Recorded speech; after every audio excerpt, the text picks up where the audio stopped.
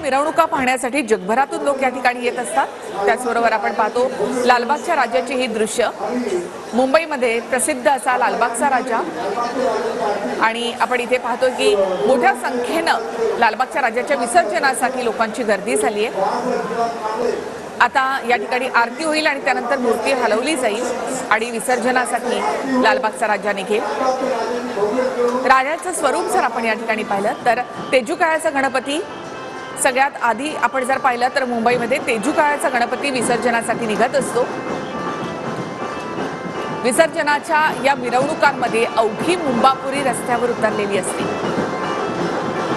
वाजत गाजत तेजू काळाच्या गणपतीची विसर्जन मिरवणूक या ठिकाणी निघालेली आहे।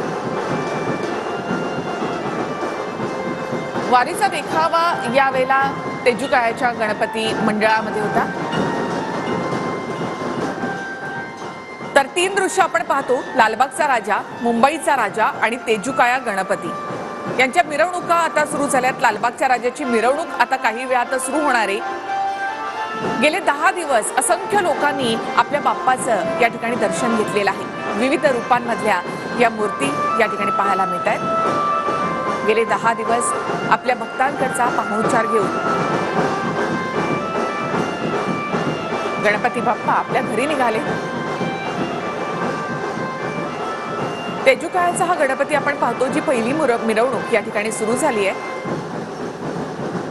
संतांचा वारसा सांगणारा आपला महाराष्ट्र आणि त्याची झलक या देखाव्यांमधून, या मूर्तीच्या स्वरूपामधून देखील आपल्याला पाहायला मिळते।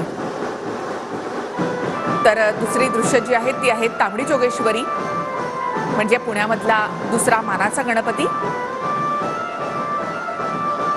या सगळ्या 5 मानाच्या गणपतींना खरं तर पुण्यामध्ये एक परंपरा आहे।